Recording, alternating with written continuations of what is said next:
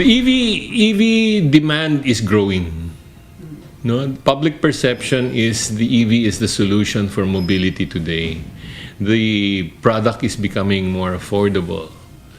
April 2022 nang maging batas ang Electric Vehicle Industry Development Act o EVIDA Law na naglalayong payabungin ang electric vehicle industry sa bansa. Inaasahang sa pamamagitan nito ay mapapababa ang dependence ng Pilipinas sa paggamit ng fossil fuel o langis, gayon din ang mas malinis na hangin.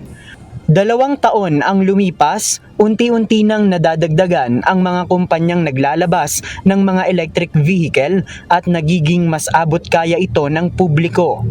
Ngunit sa pananaw ng Automobile Association Philippines o AAP, nagkakaroon ng pagbagal sa electric vehicle industry dahil kulang pa sa mga charging facilities. Electric vehicle range is up to 300, 400 kilometers. It's excellent numbers.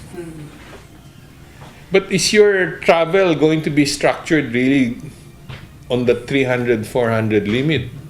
Siyempre, magkano ka? Every 200. Sigurista ka. Every 100. I think that's the problem with EVs.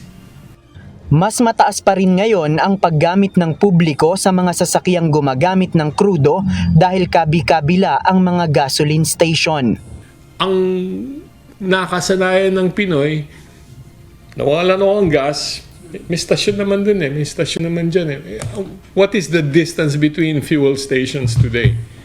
On the average, 20 kilometers, 4 kilometers, 2 kilometers, minsan magkatapat pa yung gasolinahan Bukod dito, wala pa rin namang naglalagay ng sariling charging station sa kanilang mga bahay dahil wala pa itong guidelines na nakaayon sa building code.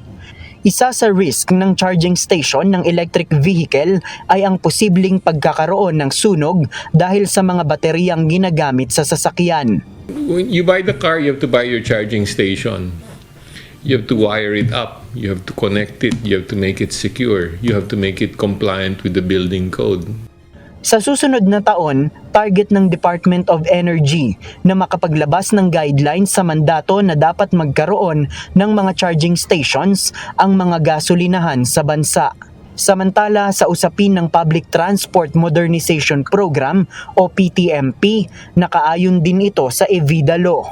Isinusulong ng programa na dapat mabawasan ang carbon emission ng mga pampublikong transportasyon, kaya pine-phase out ang mga lumang jeepney. Pero imbes na electric vehicle, Euro 4 at Euro 5 engine ang kadalasang gamit ng mga modernized jeepney na pumapasada ngayon.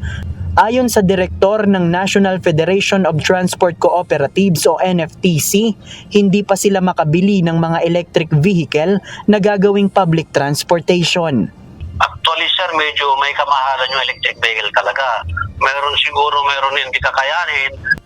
Pero kung magiging abot kaya ang halaga ng mga electric vehicle at kakayanin na ito ng mga transport cooperatives, hindi sila magdadalawang isip na bumili at magtayo ng sariling mga charging facilities upang makatulong na mapababa ang polusyon sa hangin.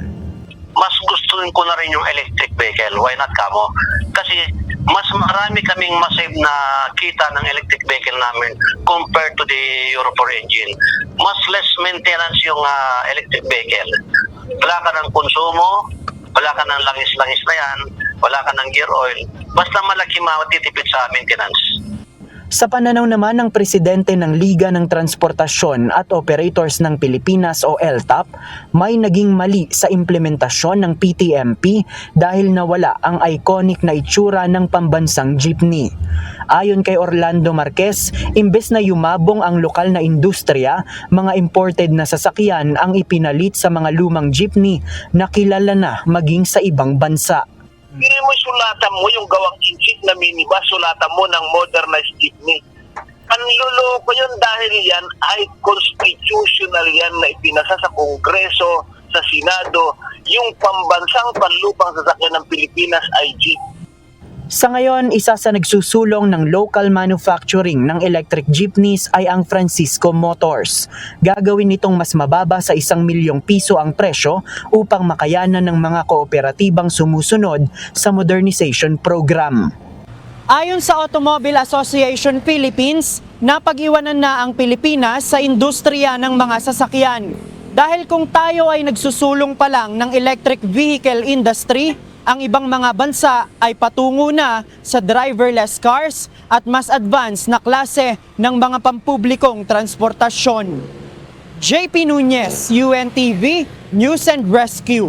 Diyos ang aming sandigan, serbisyo publiko ang aming pinahahalagahan.